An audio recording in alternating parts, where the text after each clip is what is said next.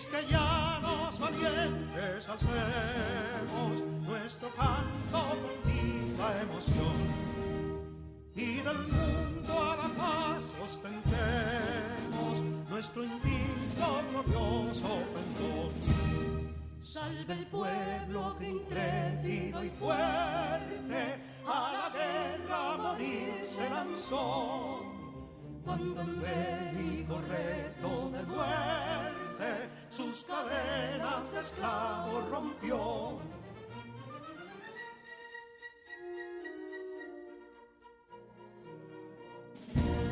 Ningún pueblo ser libre merece si es esclavo, indolente y servil. Si en su pecho la llama no crece, que templó el heroísmo viril, más que estrella la indómita y brava, siempre altiva la frente alzará, que si fuere mil veces esclava, otras tantas ser libres habrá. Que si Dono y Ardita expusieron de un intruso señor al desdén, las carreras Belén campos fueron, que cubiertos de gloria se ven, que en la cima del heroico baluarte de los libres el verbo encarnó, donde el genio de Sánchez y Duarte a ser libre o morir enseñó.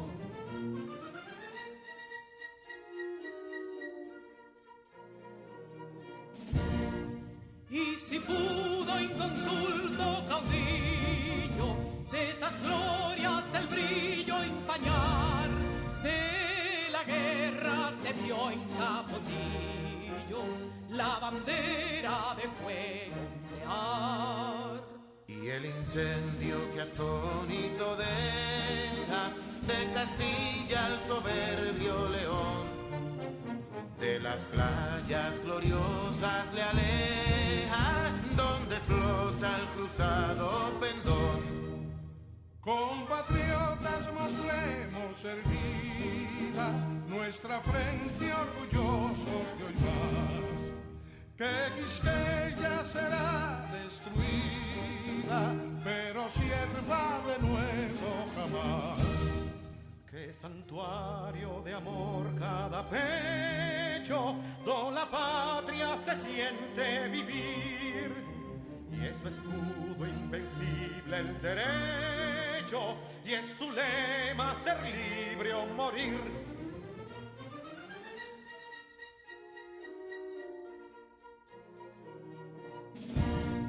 Libertad que aún se yergue serena, la victoria en su carro triunfal, y el clarín de la guerra aún resuena, pregonando su gloria inmortal. Libertad, que los ecos se agiten mientras llenos de noble ansiedad nuestros campos de gloria repiten: libertad, libertad, libertad.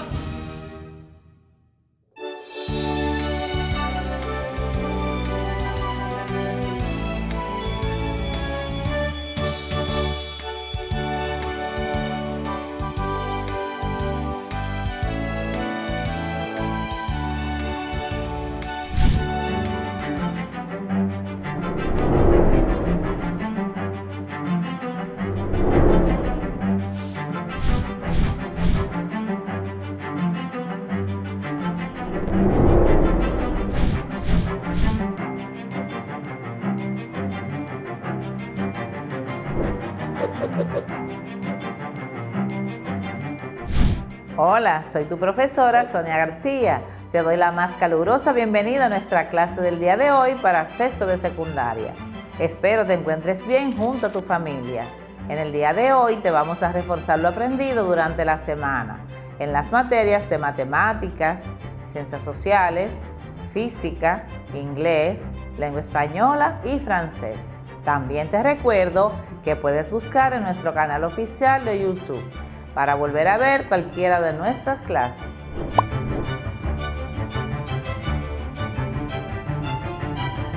Caminando por la calle, ¿te has encontrado con letreros como este? Comida casera para comer. O este, se vende hielo frío.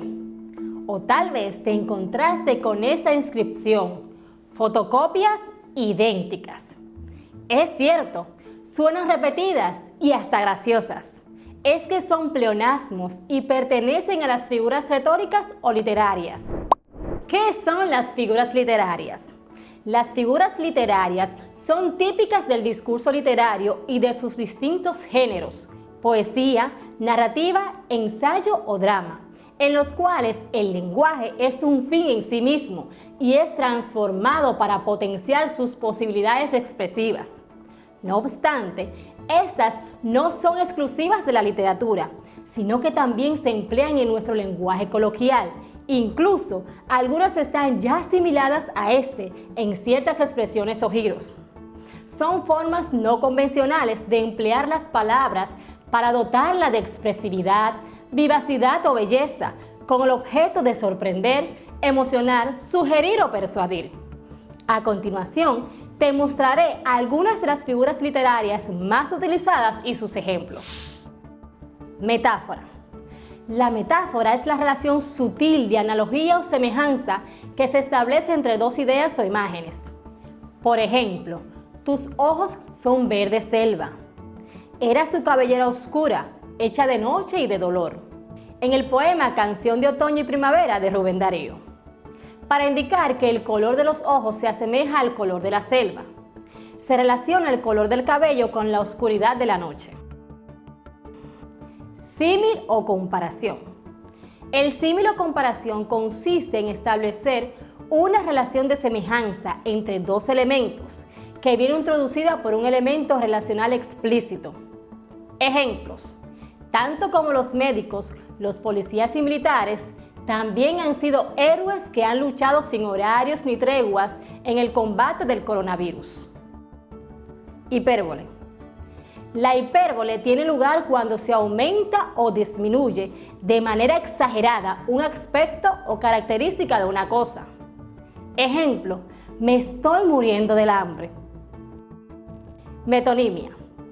La metonimia consiste en designar una cosa con el nombre de otra, con la cual tiene una relación de presencia o cercanía. Ejemplo, se considera que la mejor pluma de la literatura universal es Cervantes. Sinécdoque. Figura literaria en la cual se denomina una cosa en relación del todo por la parte, o viceversa, la especie por el género o al revés, o el material por el nombre de la cosa. Ejemplo, para referirse a una vivienda, estoy buscando un techo donde vivir. Anáfora. Consiste en la repetición rítmica de determinados sonidos o palabras al principio de un verso o de una frase. Ejemplo, aquí todo se sabe, aquí no hay secretos. Prosopopeya o personificación.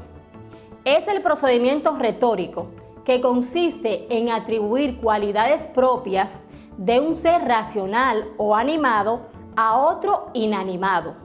Ejemplos, la luna me sonreía desde lo alto del cielo. El reloj nos grita la hora. Epíteto. El epíteto es el adjetivo que se emplea para atribuirle cualidades al sustantivo que acompaña. 10 meses de continuo accionar en las calles para hacer cumplir las medidas de emergencia los han llevado al agotamiento, a escabrosos roces con la ciudadanía y hasta con otros uniformados, y sin dudarlo, a una real desmoralización. A veces, alteramos el orden de las palabras por razones expresivas. A esto le llamamos hipérbaton. Lo común es decir o escuchar gracias a Dios. Sin embargo, si haces una inversión de las palabras, hay mayor carga expresiva y denota un rico uso del vocabulario. Por ejemplo, a Dios las gracias. Paradoja. Esta implica el uso de expresiones, ideas, conceptos o frases en las cuales hay una supuesta contradicción que, en realidad, tiene la intención de enfatizar o darle un nuevo sentido a aquello de lo que habla. Ejemplo, solo sé que no sé nada. Si anhelas la paz, prepárate para la guerra. Recapitulemos. Las figuras literarias, también llamadas retóricas o de dicción, son típicas del discurso literario y de sus distintos géneros, ya sea poesía, narrativa, ensayo o drama, en los cuales el lenguaje es un fin en sí mismo y es transformado para potenciar sus posibilidades expresivas. No solo las puedes usar al escribir, tu lenguaje coloquial en ocasiones puede ser engalanado con estos recursos. Ahora, cuando pases por la calle y observes algunos letreros, sabrás que hasta de manera inconsciente usamos los recursos literarios. Las oraciones compuestas son aquellas que tienen dos o más verbos en forma personal y en consecuencia dos o más predicados. También se puede decir que las oraciones compuestas son aquellas que tienen dos proposiciones. Las proposiciones son cada uno de los segmentos de la oración, donde la forma verbal de una oración compuesta admite al sujeto y los complementos, creando una estructura propia de la oración. Además, las proposiciones son conjuntos de palabras que tienen estructura o sentido oracional, pues tienen un verbo en forma personal. Estas solo existen dentro de las oraciones compuestas. Por ejemplo, el concierto terminó y la multitud se fue emocionada. Además, las proposiciones están vinculadas de diversos modos. Por ejemplo, en la relación de igualdad e independencia, ninguna proposición depende de la otra. Proposición 1, enlace o proposición 2. Ejemplo, proposición 1. El conductor pidió silencio. Conector, pero nadie le hizo caso. Proposición 2. En este ejemplo vemos una proposición que podría ser una oración simple independiente. Sin embargo, una depende de la otra. Veamos. El conductor que manejaba la guagua pidió silencio, donde suponemos que manejaba la guagua es una proposición dependiente de la oración principal. Después que observamos estos ejemplos de las proposiciones, el elemento de relación entre las oraciones son los enlaces. Los enlaces son términos que establecen relaciones entre palabras o entre grupos de palabras. En ellas encontramos los enlaces de las preposiciones a, ante, bajo, las conjunciones coordinantes y, pero, o, sino, las conjunciones subordinantes que, porque, aunque, los relativos qué, cuál, quién y los interrogativos qué, cuál, quién. Ahora pasemos a las oraciones compuestas por subordinación o las también llamadas subordinadas. Una oración subordinada es la que consta de dos proposiciones, una principal o subordinante que puede tener sentido por sí sola y otra subordinada cuyo sentido depende de la oración principal. Por tal razón, estas oraciones son sintácticamente dependientes. Ejemplo, hacer viviendas en áreas que fueron causas de esos afluentes es, además de imprudente, un desafío. Existen tres clases: sustantivas, adjetivas o adverbiales, según la función que desempeñen. Las oraciones subordinadas sustantivas son las que desempeñan funciones propias de los nombres y los sintagmas nominales, es decir, sujeto, complemento directo, complemento indirecto, complemento preposicional, agente, complemento circunstancial y del nombre. Veamos algunos ejemplos. Sustantivos de sujeto. Me gusta que me regalen películas. Sustantivos de objeto directo. Espero que firmes pronto el contrato. Sustantivo de objeto indirecto. Juan mandó la carta a quien tú le dijiste. Sustantivo de complemento preposicional. Me alegro de que tu hermano se encuentre mejor. Sustantivo de agente. Fue alcanzado por quienes lo perseguían. Sustantivo circunstancial. Discute con cuantas personas habla. Sustantivo de nombre. No se aportaron las pruebas de que estuvieras allí aquel día. Además de las funciones que ejercen, las oraciones subordinadas sustantivas pueden ser enunciativas y las interrogativas indirectas. Las subordinadas sustantivas enunciativas denotan proposiciones que se afirman como hechos reales o posibles. Ejemplo, me disgusta que cantes de ese modo. La subordinada sustantiva interrogativa indirecta son las oraciones interrogativas que están subordinadas a algunos de los elementos de otra oración. Estas pueden ser interrogativas indirectas totales, que son aquellas que van introducidas por la conjunción sí. Por ejemplo, no sé si lo hará Juan. Pero las interrogativas indirectas parciales son aquellas que van introducidas por un interrogativo. ¿Qué? ¿Cuál? ¿Cuánto? ¿Cuándo? Por ejemplo, no sé quién se la llevó. Para continuar practicando con otros ejercicios sobre este tema, te invitamos a acceder a la página que aparece aquí debajo. Este tema es importante porque nos ayuda a construir oraciones completas que luego conformarán nuestro editorial.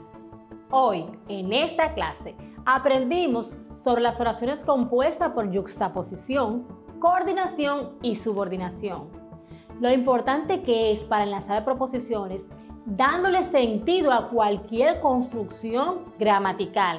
En este caso, la de un texto que es el editorial. Les invito a seguir profundizando sobre los temas dados junto a sus maestros.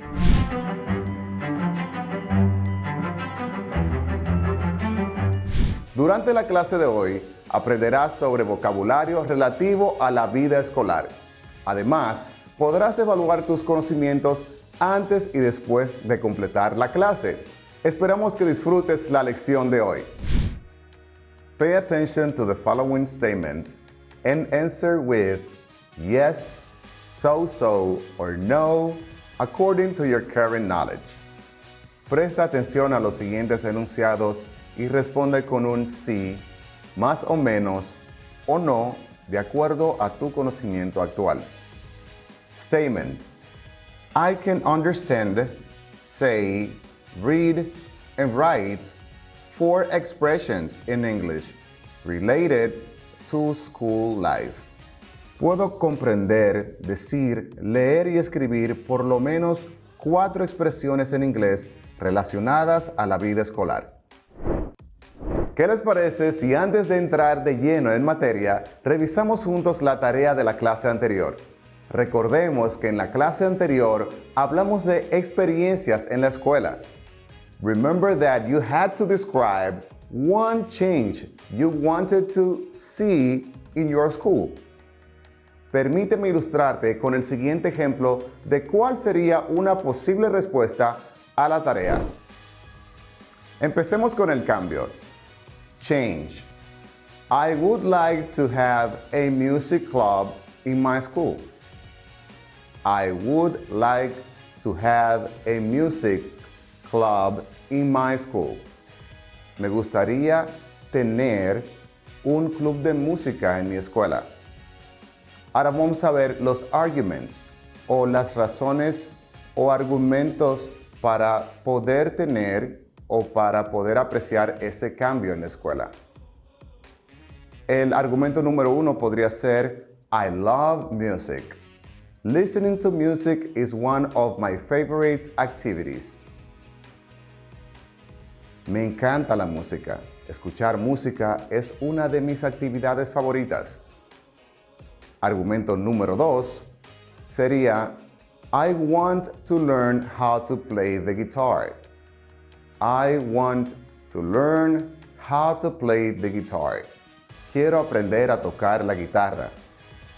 Luego dice This is one of the most beautiful sounds. This is one of the most beautiful sounds. Este es uno de los sonidos más hermosos. De esta manera demos paso al material del día de hoy, con el siguiente vocabulario. Learning new vocabulary.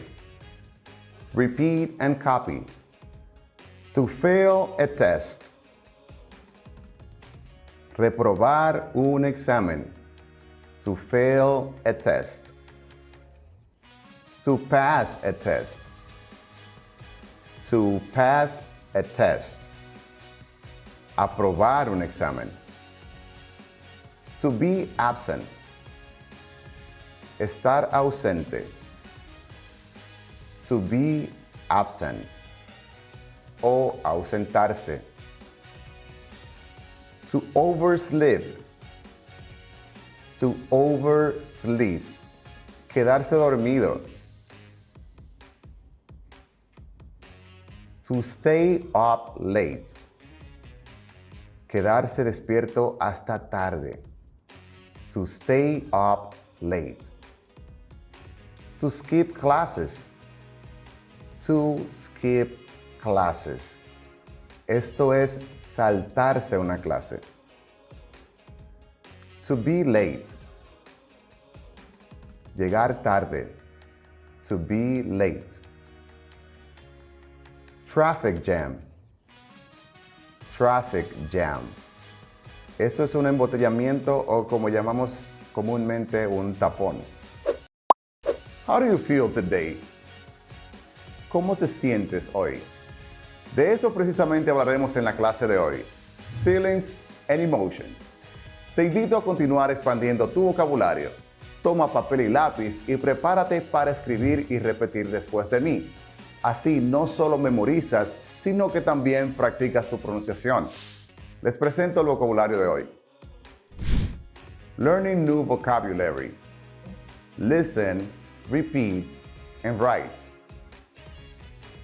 Sad. Triste. Sad. Triste. Happy. Feliz. Happy. Feliz. Funny. Gracioso. Funny. Gracioso. Bored. Aburrido. Bored.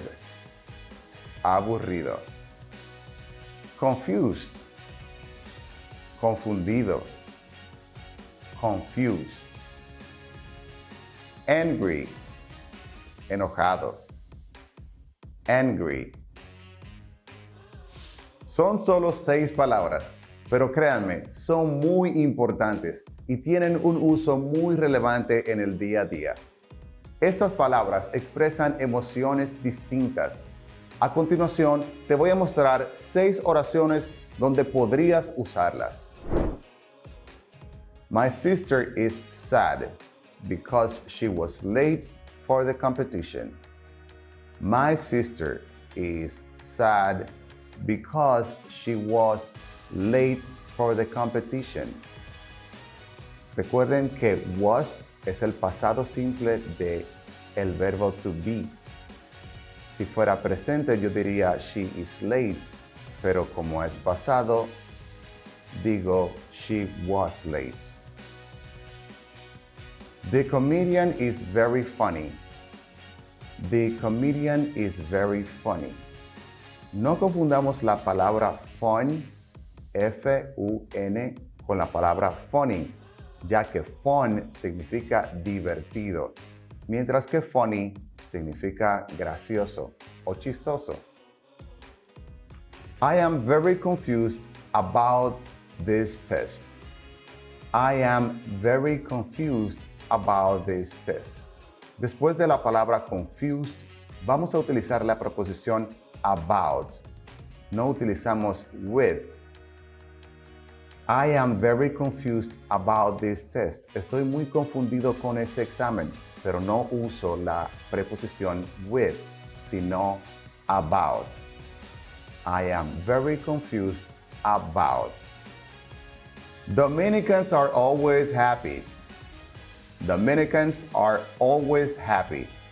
Algunos de los turistas que nos visitan de otros países suelen usar esa expresión. Los dominicanos siempre están felices. I got bored at the concert, so I left early. Me aburrí durante el concierto o en el concierto, por eso, así que, so I left early. Me fui más temprano o me fui temprano. He's very angry because his team lost the game. He is very angry because his team lost the game. La palabra lost aquí está en pasado simple, es un verbo irregular y es el pasado de lose, perder.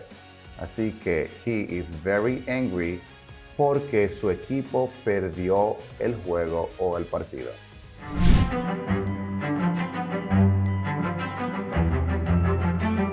Piensa en tus propias experiencias y aplica estas palabras en inglés a ellas, para que así puedas expresar mejor tus emociones con claridad.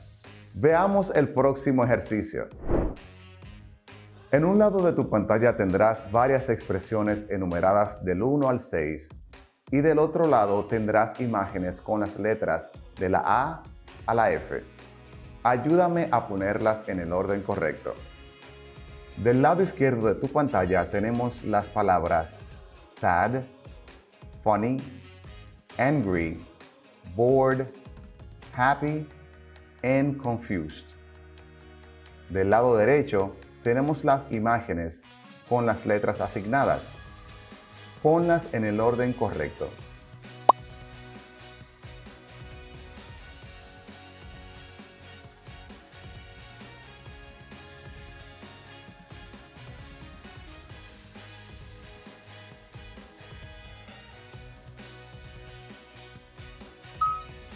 There are many other feelings and emotions we can talk about. But for now, I know you will get by with these 6. Yo sé que hay muchas otras expresiones de emociones y sentimientos de las cuales podemos hablar, pero por ahora sé que estarás bien con estas 6. Si deseas, puedes continuar aprendiendo usando tu diccionario. Si tienes dudas de cómo colocar estas emociones en una oración, consulta con los maestros de tu escuela. Ellos no dudarán en ayudarte.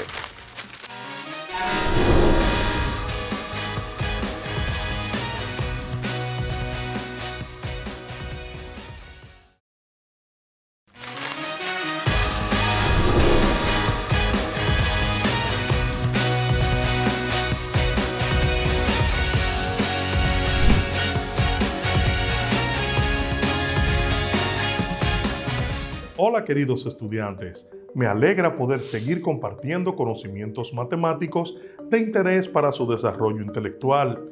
Les acompaña su maestro y amigo Iván Tejeda.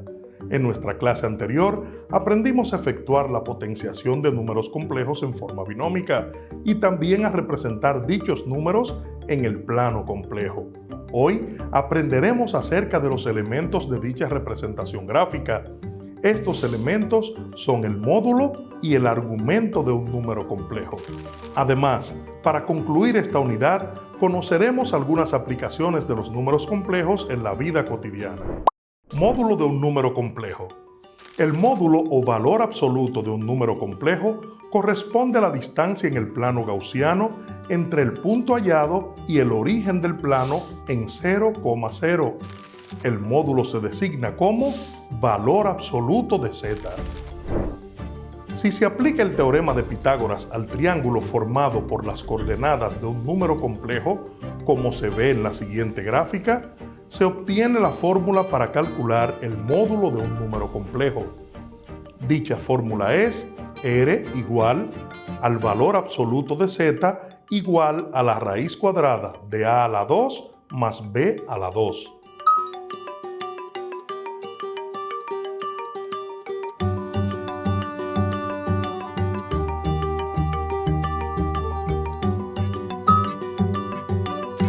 Calculemos entonces el módulo del complejo 3 más 4i.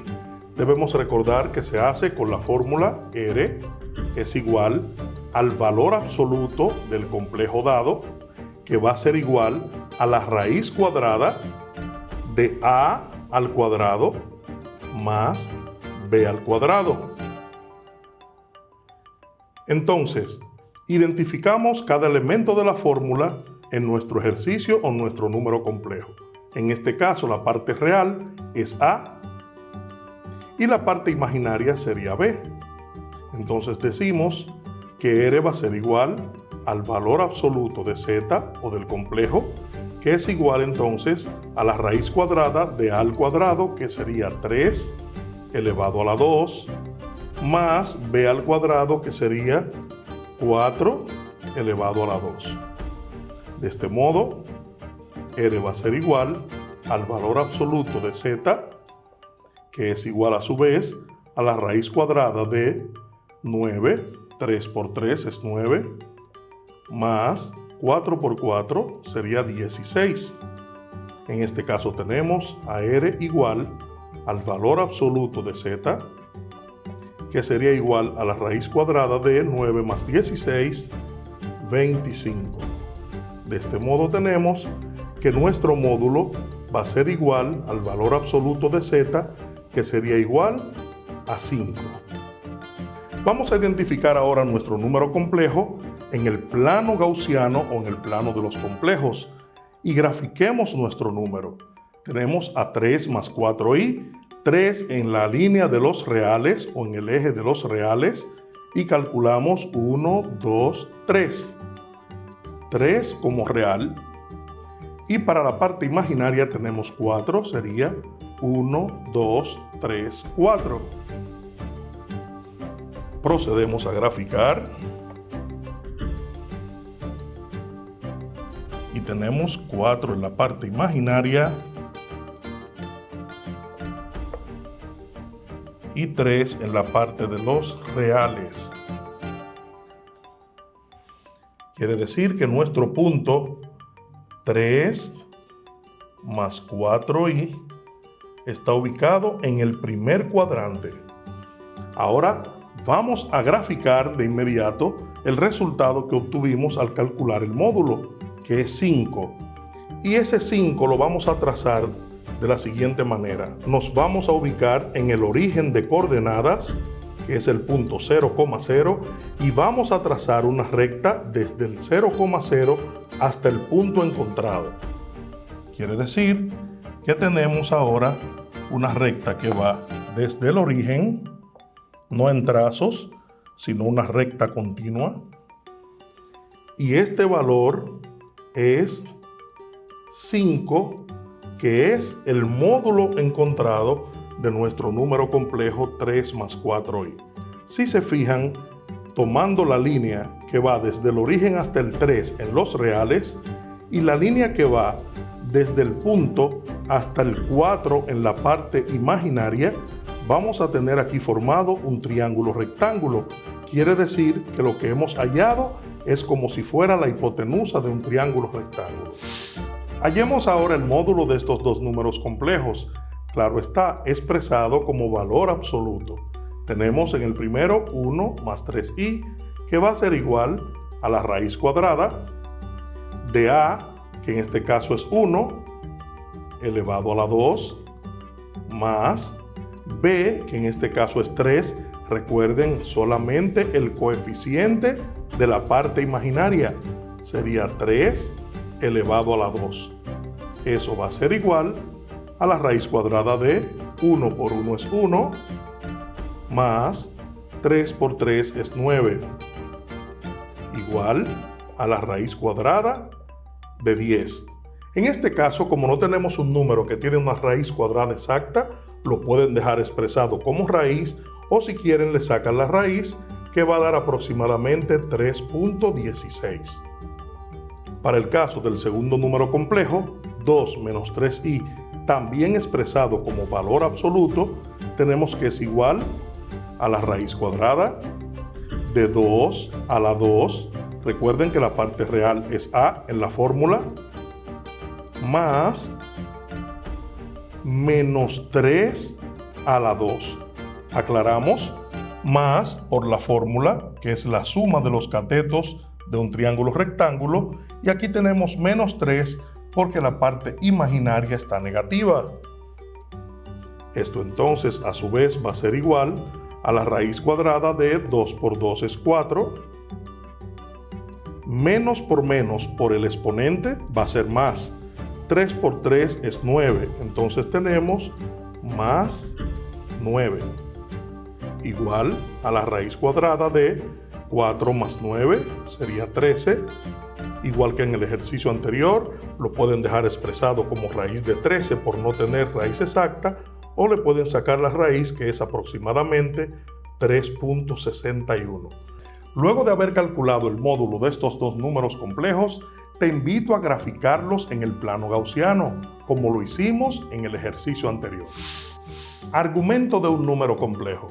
El argumento de un número complejo es el ángulo positivo, el cual gira en sentido contrario a las manecillas del reloj, que forma el vector con la parte positiva del eje real. Se designa por argumento de z igual al ángulo y se calcula mediante las siguientes fórmulas, dependiendo el cuadrante en el que se ubica el número complejo. Fórmula para hallar el argumento si el número complejo se encuentra en el primer cuadrante. Ángulo es igual, argumento de z igual a arcotangente de b sobre a. Fórmula para hallar el argumento si el número complejo se encuentra en el segundo cuadrante. Ángulo es igual a arcotangente de b sobre menos a. Entonces el ángulo es igual al argumento de z, que será igual a su vez a 180 grados menos el ángulo hallado.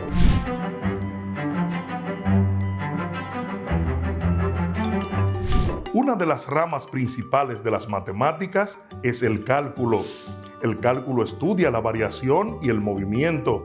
Posee múltiples aplicaciones en la ingeniería, física, economía y estadística. Dos pioneros del cálculo fueron los matemáticos Isaac Newton y Gottfried Leibniz, quienes sentaron las bases para que el cálculo se desarrollara como disciplina moderna a partir del siglo XVII. El cálculo permite estudiar el movimiento de cuerpos, así como el crecimiento de una cantidad en el tiempo. Además, permite predecir las órbitas de los planetas y de los satélites, las corrientes marinas, la dinámica de la atmósfera. Los usos del cálculo en la vida moderna son innumerables. En la clase de hoy haremos una introducción al cálculo, empezando por uno de sus conceptos más elementales, el límite de una función. ¿Recuerdas qué es una función? Una función es una relación entre dos magnitudes, de tal manera que a cada valor de la primera le corresponde un único valor de la segunda llamada imagen. Ejemplo, el precio de un viaje en taxi viene dado por y es igual a 0.5x más 3, siendo x el tiempo en minutos que dura el viaje. Como podemos observar, la función relaciona dos variables, x y y. X es la variable independiente y y es la variable dependiente. Depende de los minutos que dure el viaje. De este modo, podemos conseguir los valores de y aplicando valores a x. Para x igual a 0, la función y igual a 0.5x más 3 será igual a 3. Para x10, y valdría 8. Para x20, y valdría 13. Y para x30, y valdría 18.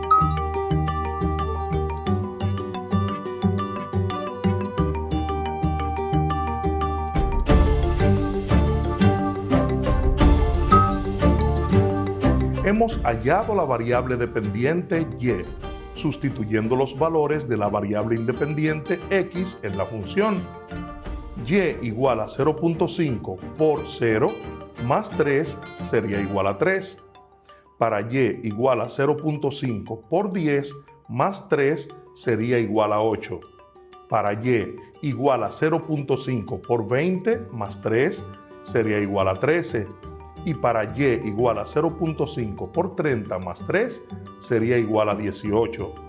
Las funciones se representan sobre unos ejes cartesianos para estudiar mejor su comportamiento.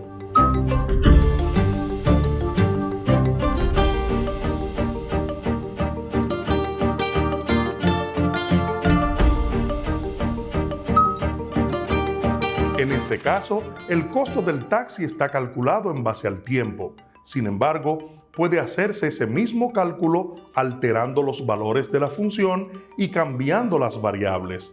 Por ejemplo, en vez de tomar en cuenta el tiempo, que se haga en base a la distancia recorrida. Lo mismo sucede con las compras por internet. El cobro del envío está calculado en base a peso o volumen del artículo, una de dos variables para calcular el costo final, más el costo del impuesto en caso de que aplique. Ya teniendo claro lo que es una función, vamos a explicar en qué consiste el límite de una función. Límite de una función. El límite de una función en un punto es el valor al que se va aproximando esa función cuando x tiende a un determinado punto, pero sin llegar a ese punto. Se representa de la siguiente manera. Límite cuando x tiende a x sub 0 de f de x es igual a L. Significa que cuando x tiende al punto x sub 0, el valor de la función se va aproximando a L. Por tanto, el límite de esa función cuando x tiende a x sub 0 es L. Gráficamente quedaría de la siguiente manera. Si te das cuenta, conforme nos vamos aproximando al valor x sub 0 en el eje x, en el eje y, el valor de la función se va aproximando al valor L.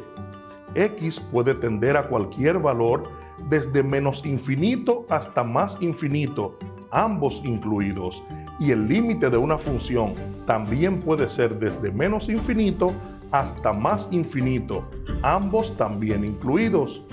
No hay que confundir el límite de una función con el valor de una función en punto, que es el valor que tiene la función justo en ese punto.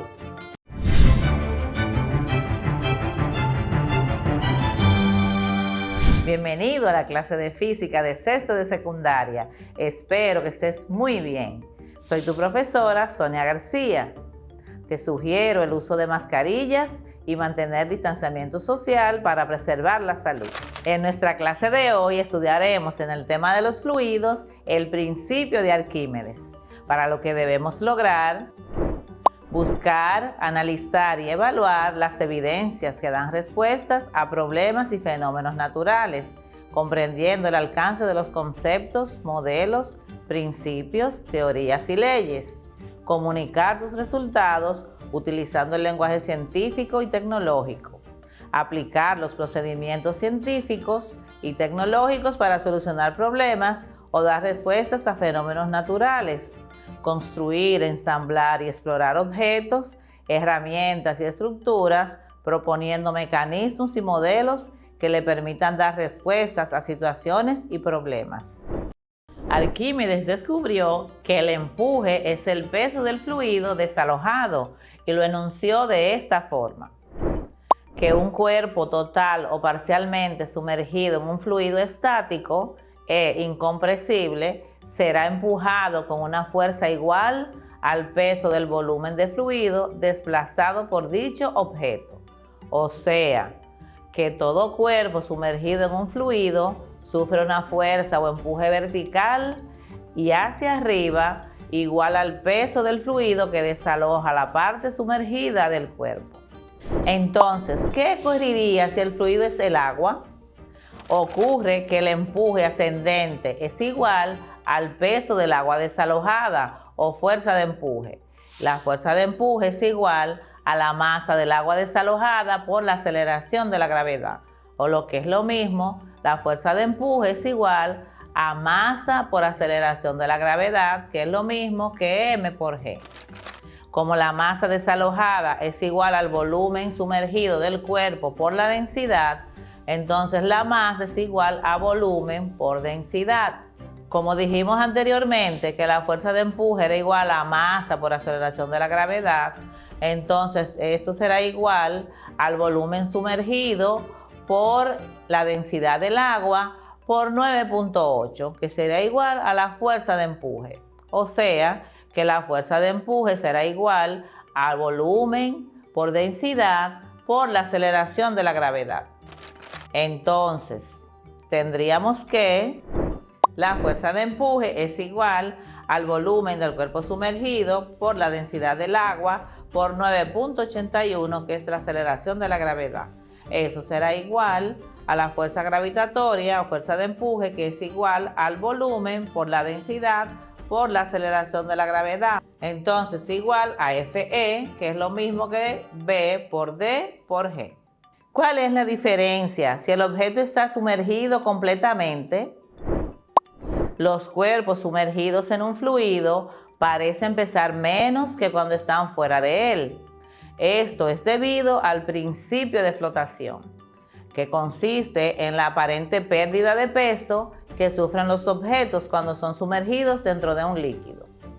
Por ejemplo, un cuerpo muy pesado en el aire se puede levantar con facilidad si está dentro del agua.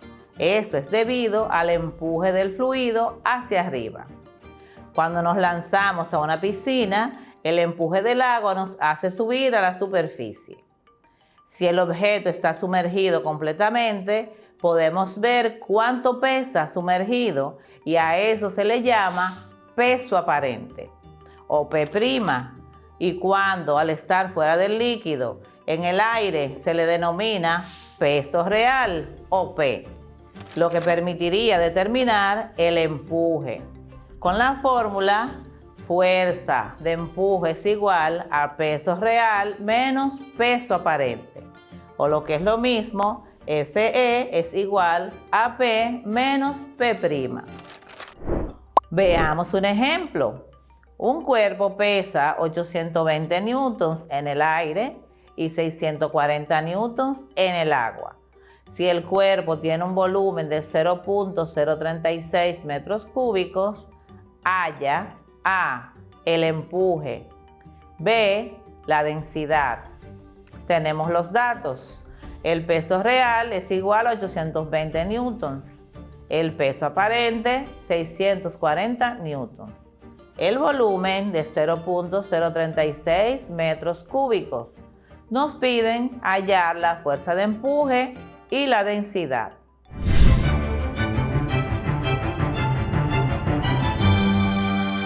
La dinámica de fluidos o hidrodinámica estudia los fluidos en movimiento.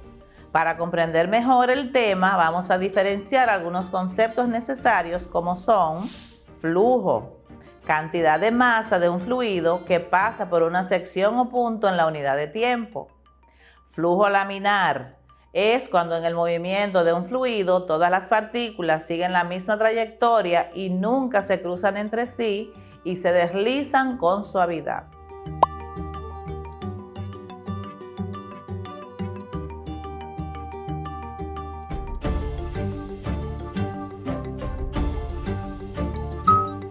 Flujo turbulento es cuando el flujo laminar aumenta su velocidad y el fluido se mueve en círculos erráticos parecidos a remolinos.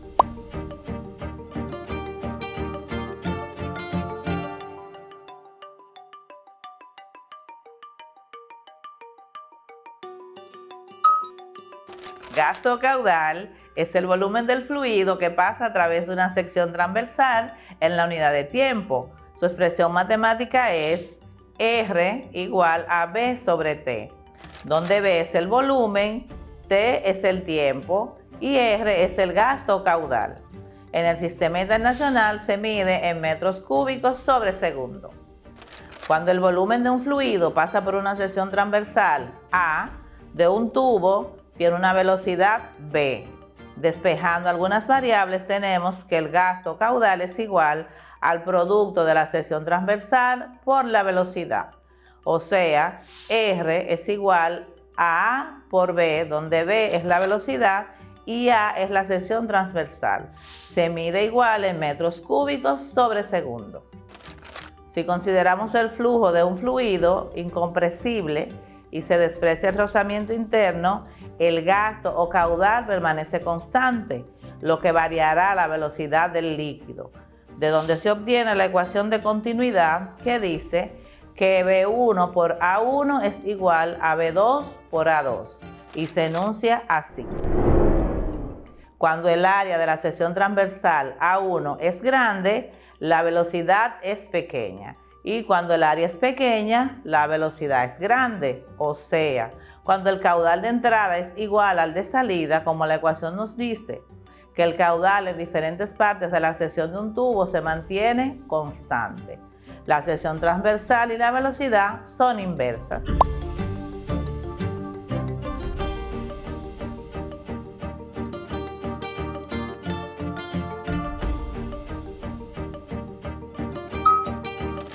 Por ejemplo, esto se puede observar en un río que el agua se mueve con lentitud, pero cuando pasa por una sección estrecha aumenta su velocidad.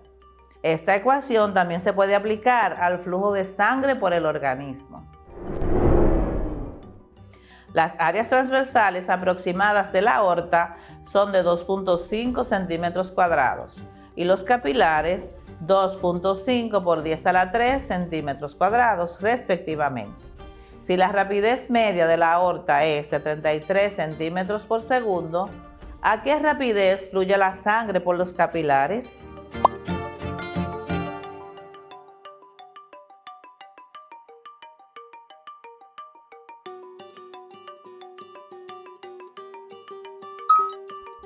Por simplicidad usaremos la ecuación A1 por B1 igual a A2 por B2. Despejando y sustituyendo, B1 es igual a A2 por B2 dividido entre A1, lo que es igual a 2.5 centímetros cuadrados entre 2.5 por 10 a la 3 centímetros cuadrados multiplicado por 33 centímetros sobre segundo, lo que nos da un resultado de 33 por 10 a la menos 3 centímetros sobre segundo, que es nuestra velocidad. Es decir, va 1000 veces más lenta que la rapidez en la aorta. Principio de Bernoulli. Los vasos sanguíneos pueden disminuir su sección transversal a causa del colesterol que se deposita en ellos, y la sangre tiene más dificultad para fluir, y por ende menos velocidad por el estrechamiento de los vasos sanguíneos, lo que aumenta la presión arterial. Entonces, se cumple el principio de Bernoulli, porque si la velocidad del fluido es menor, la presión es mayor. ¿Qué establece el fluido de Bernoulli? Este establece una relación entre la velocidad de un fluido y la presión en el mismo, es decir, que si la velocidad de un fluido es mayor, la presión es menor. Si la velocidad del fluido es menor, la presión es mayor.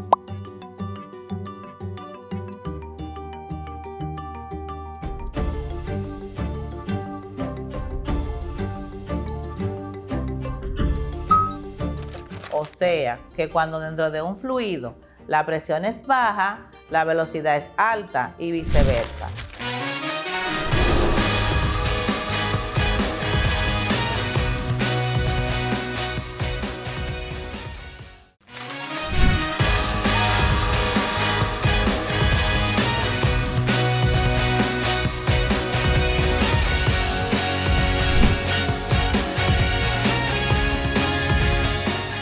Saludos, apreciados estudiantes. Sean bienvenidos. Soy su profesor de sexto de secundaria, Nelson de la Cruz.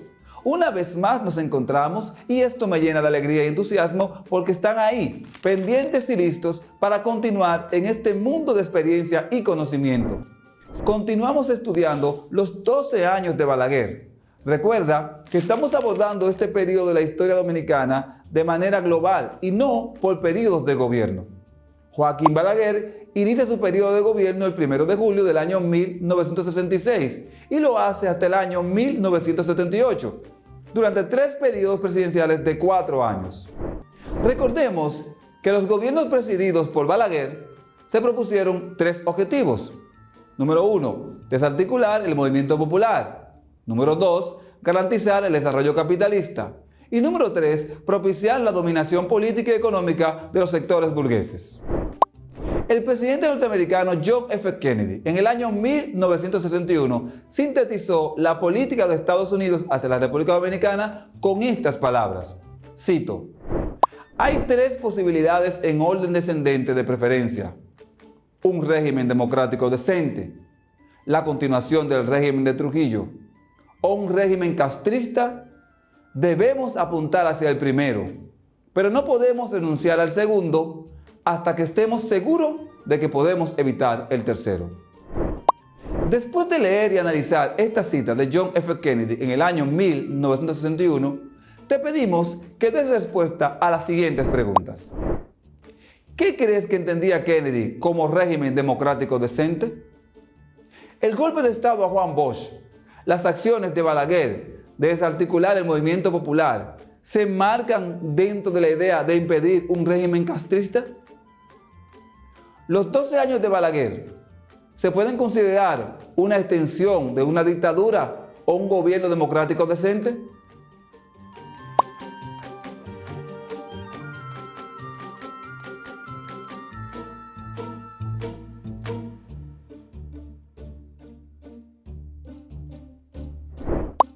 Explica qué relación guarda con los acontecimientos sucedidos en República Dominicana desde 1962 con las elecciones democráticas de Juan Bosch, pasando por el golpe de Estado, la Guerra de Abril, la intervención norteamericana, hasta la instauración de los 12 años de Balaguer.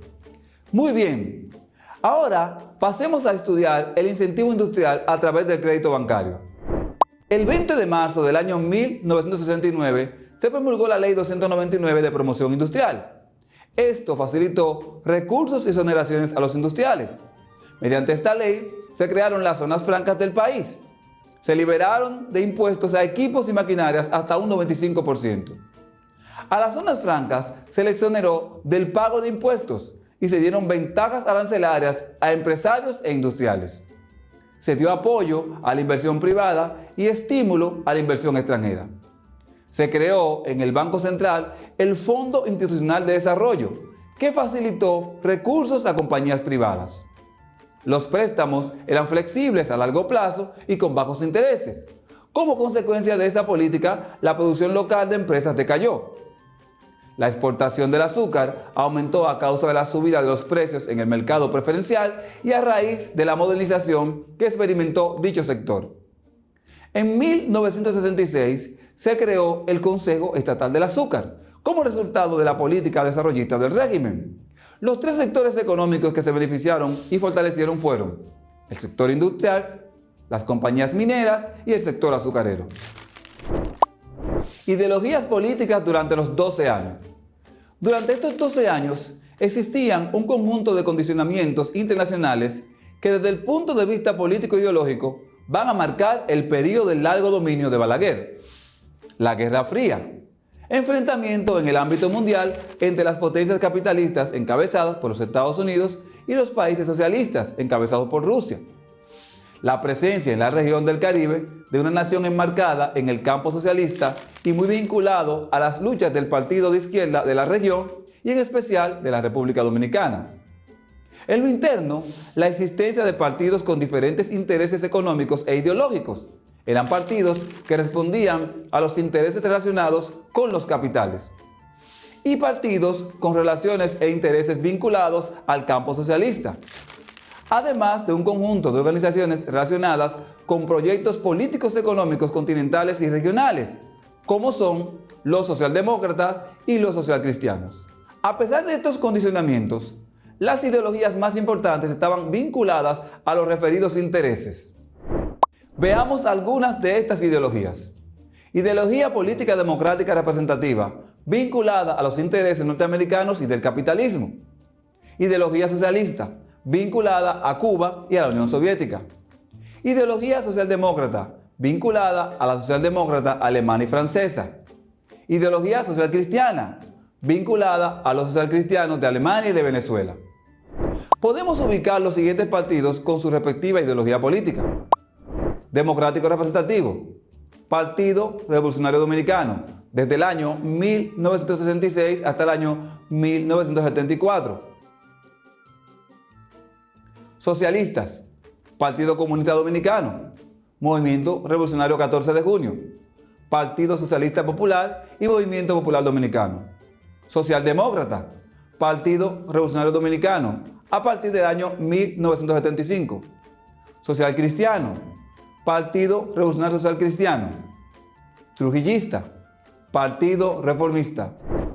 Estos sectores se enfrentaron antes del año 1976 y por igual durante los 12 años de Balaguer, siendo la ideología trujillista la que caracterizó el régimen de los 12 años y el Partido Reformista la prolongación estructural y organizativa, con un liderazgo vinculado a lo que fue el Partido Dominicano de Trujillo. La sociedad dominicana, sacudida por las luchas políticas que perseguían la destrujillización desde el año 61 al 65 y durante la Revolución de Abril del 65, todavía tenían signos de ser conservadora, muy vinculada a los preceptos de la religión católica y normadas por los valores tradicionales. Había diferentes tipos de actuación, dependiendo el partido al que se pertenecía. Los de ideología de izquierda o socialista perseguían derrocar al gobierno a través de las luchas armadas urbanas o de la guerrilla armada en las montañas dominicanas. El PRD y el Partido Revolucionario Social Cristiano perseguían desplazar al gobierno a través de las elecciones, pero también participaban en otro tipo de planes políticos, porque entendían que Balaguer no facilitaba el clima de democracia que promoviera elecciones libres. El golpe de Estado siempre fue una posibilidad de algunos sectores, como por ejemplo el Partido Quiquillano Demócrata de Elías Wessing y Wessing, que intentó un golpe de Estado en el año 1971. Ahora pasaremos a detallar las estrategias que usaban los partidos opositores a Balaguer.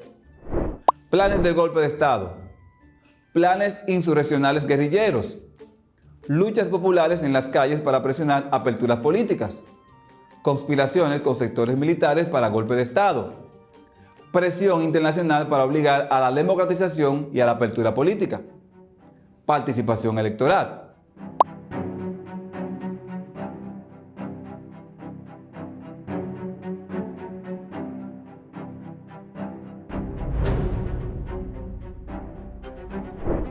Intento de golpe de Estado de Elías Wessing y Wessing a Balaguer.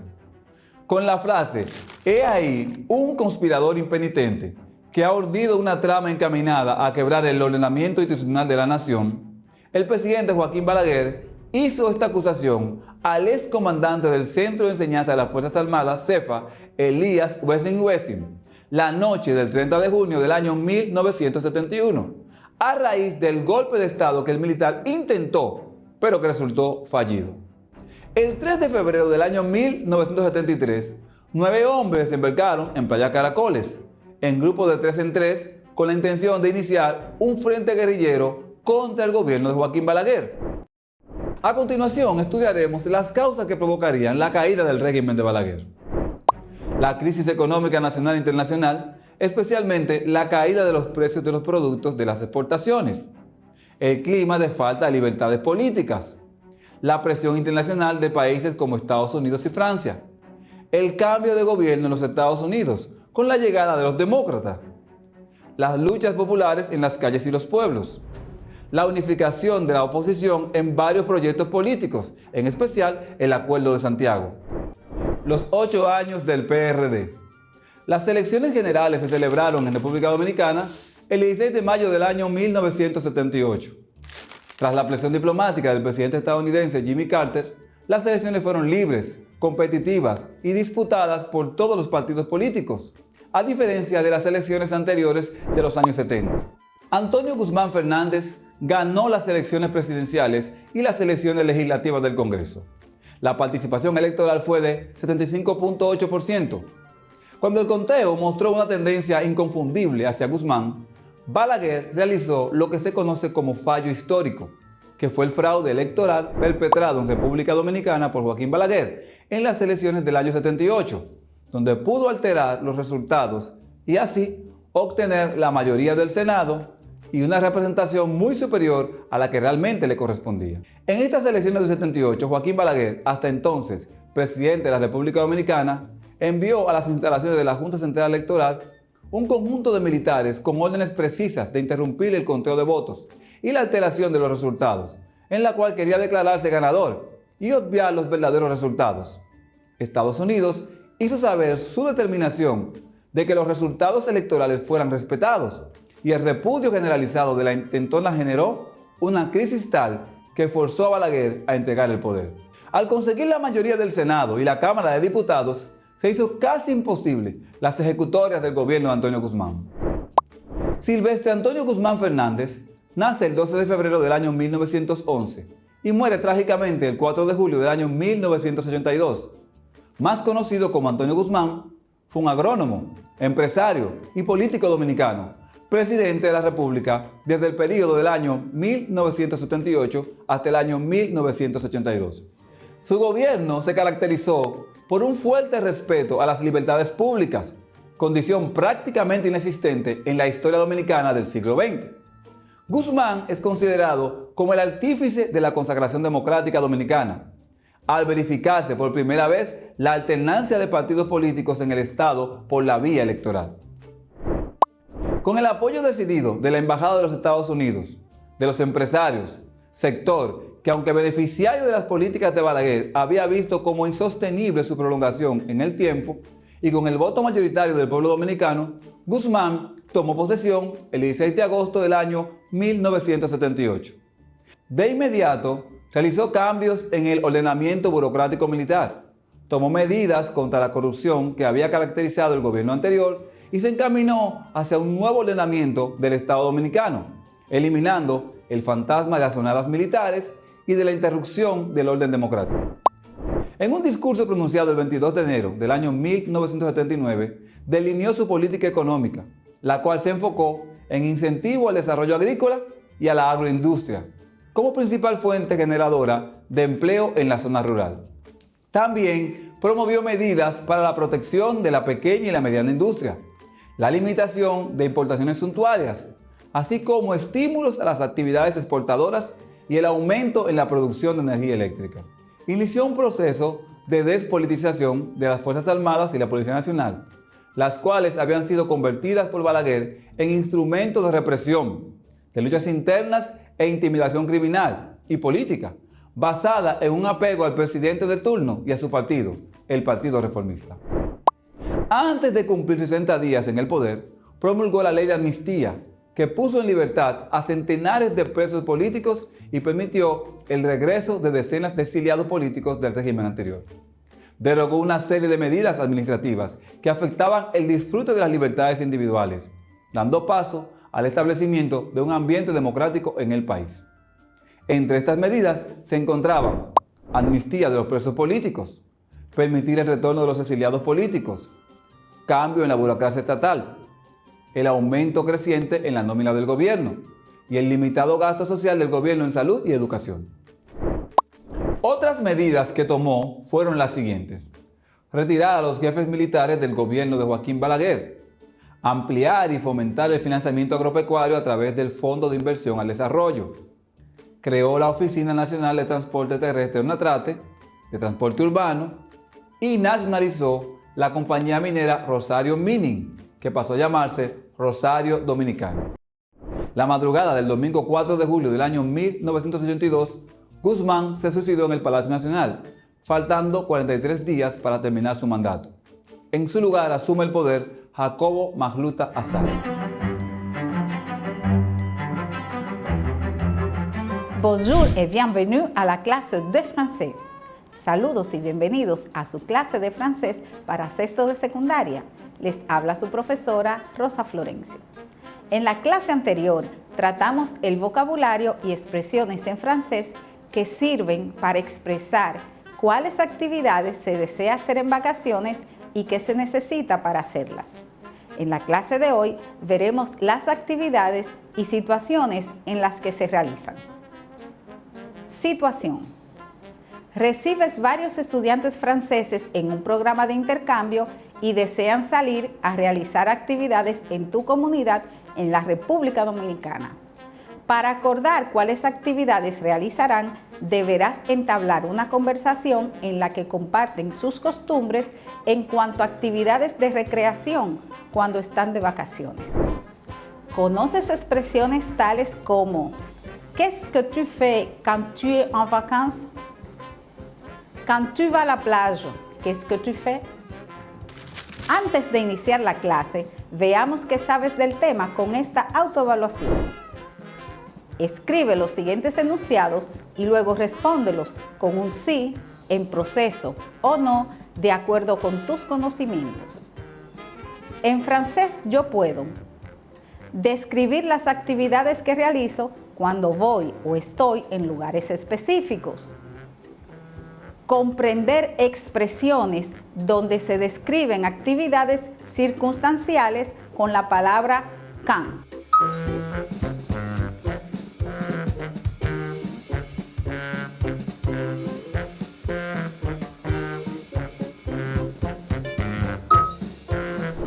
C'est parti.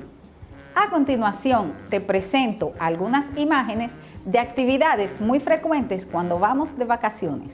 Escucha y repite las siguientes expresiones. Qu'est-ce que tu fais quand tu es en vacances? ¿Qué tú haces cuando estás de vacaciones? Qu'est-ce que tu fais quand tu es en vacances? Faire du camping. Acampar o hacer camping. Faire du camping. Se reposer. Descansar. Se reposer. Visiter des monuments et les musées. Visitar monumentos y los museos. Visiter des monuments et les musées. Faire de la plongée.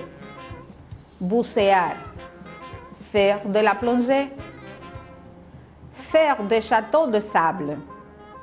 Hacer castillos de arena. Faire des châteaux de sable.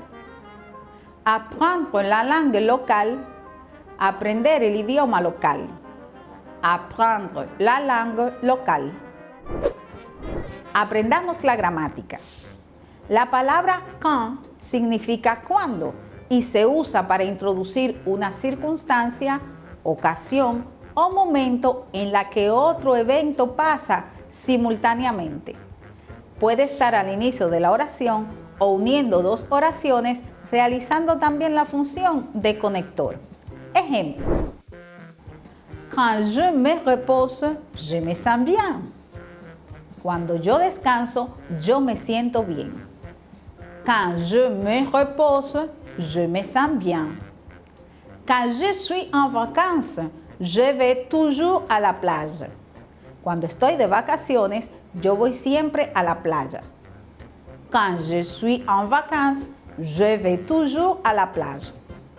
Je fais de la plongée et je bronze presque toujours quand je vais à la plage. Yo buceo y me bronceo casi siempre cuando voy a la playa. Je fais de la plongée et je bronze presque toujours quand je vais à la plage. En la siguiente actividad escucharás 2 veces las siguientes expresiones para que las escribas en tu cuaderno. Luego compáralas con las que se te presentan en pantalla. Quand je vais à la plage, le soleil me sourit. Cuando yo voy a la playa, el sol me sonríe. Quand je vais à la plage, le soleil me sourit. Le sable m'embrasse et je bronze quand je vais à la plage. Las arenas me besan y yo me bronceo cuando voy a la playa. Les sables m'embrassent et je bronze quand je vais à la plage. Quand je vais à la plage, les palmiers m'attrapent et je reste tranquille. Cuando yo voy a la playa, las palmeras me atrapan y yo me quedo tranquilo. Quand je vais à la plage, les palmiers m'attrapent et je reste tranquille. Je caresse le sable. Quand je suis à la plage, je ferme les yeux. Yo acaricio las arenas cuando estoy en la playa, cierro los ojos. Je caresse le sable. Quand je suis à la plage, je ferme les yeux. Yo acaricio las arenas cuando estoy en la playa, yo cierro los ojos. En la clase de hoy veremos las actividades y situaciones en las que se realizan. Posible situación en la que puedes utilizar lo aprendido. Recibes varios estudiantes franceses en un programa de intercambio y desean salir a realizar actividades en tu comunidad en la República Dominicana. Para acordar cuáles actividades realizarán, deberás entablar una conversación en la que comparten sus costumbres en cuanto a actividades de recreación cuando están de vacaciones. ¿Reconoces expresiones tales como «Vas-tu souvent à la plage?» Pero antes de iniciar, veamos lo que sabes sobre el tema. Copia y completa esta autoevaluación, luego respóndela con un sí, en proceso o no para cada enunciado. En francés yo puedo comprender expresiones donde se explica la frecuencia con que se realizan actividades de vacaciones. Describir las actividades que practico cuando voy o estoy en lugares específicos, indicando la frecuencia con que las realizo. C'est parti. Relaciona cada una de estas imágenes con la expresión que le corresponde. Elles aiment faire de promenade à pied. Ellas disfrutan pasear a pie. Elles aiment faire de promenade à pied. Ellas disfrutan pasear a pie. Je prends des photos d'oiseaux. Yo tomo fotos de aves. Je prends des photos d'oiseaux. Yo tomo fotos de aves. Tu fais toujours la fête. Tú siempre estás de fiesta. Tu fais toujours la fête. Tú siempre estás de fiesta. Je visite des sites culturels. Yo visito sitios culturales. Je visite des sites culturels. Yo visito sitios culturales. J'aime bricoler et jardiner. Me gusta hacer manualidades y la jardinería. J'aime bricoler et jardiner. Me gusta hacer manualidades y la jardinería. Je dors et je me repose. Yo duermo y descanso. Je dors et je me repose. Yo duermo y descanso. Ahora compara tus respuestas.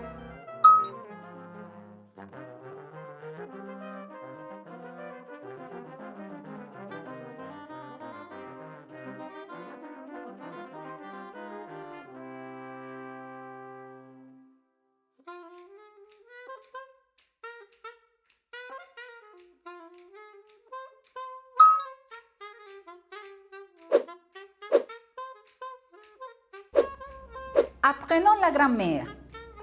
Aprendamos la gramática. Escucha y repite las siguientes expresiones y sus significados. Escríbelas en tu cuaderno y luego organízalas de acuerdo con su nivel de repetición en un cuadro como el que se te presenta en pantalla. Le plus souvent. La mayoría de las veces. Le plus souvent. Quelquefois. Algunas veces. Quelquefois. Toujours. Siempre. Toujours. Jamais. Jamás o nunca. Jamais. Souvent. A menudo. Souvent. Presque jamais. Casi nunca. Presque jamais.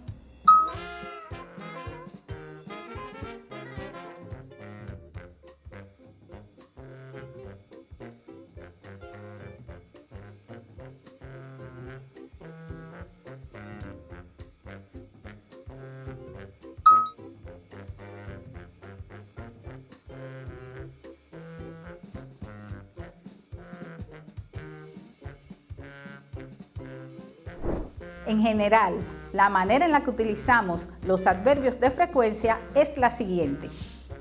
Juan va souvent à la plage. Juan va a menudo a la playa.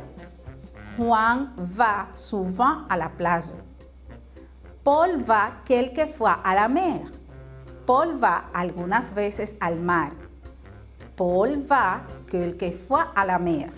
Como pudiste observar y escuchar, los adverbios de frecuencia se colocan después del verbo principal en la oración. Aplicó la grammaire. Apliquemos la gramática. Selecciona la expresión que mejor describe a cada uno de los siguientes enunciados.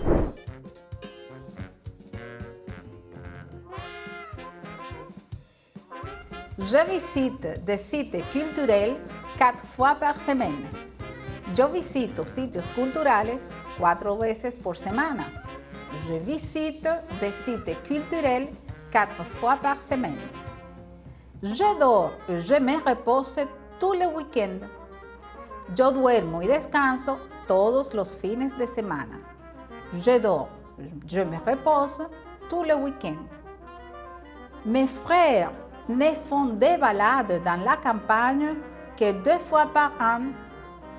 Mis hermanos solo se pasean por el campo 2 veces al año. Mes frères ne font des balades dans la campagne que 2 fois par an. Mon père aime bricoler et jardiner tous les après-midi.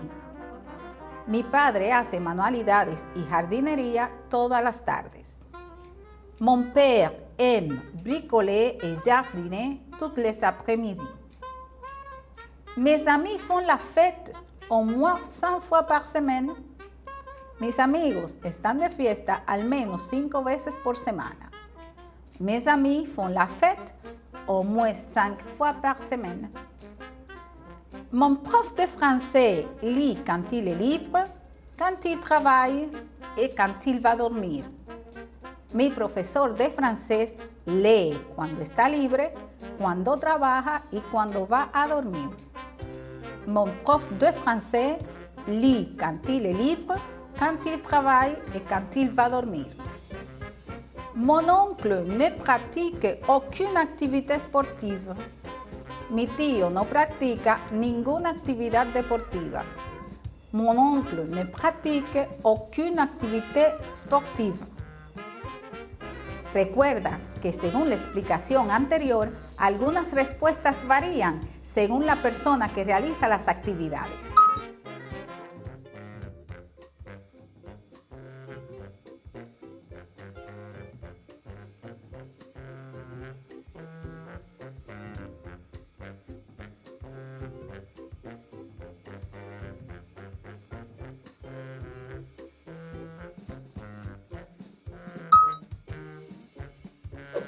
Esto ha sido todo por el día de hoy. Recuerda practicar lo aprendido y buscar en nuestro canal oficial de YouTube para volver a ver cualquiera de nuestras clases. ¡Hasta la próxima!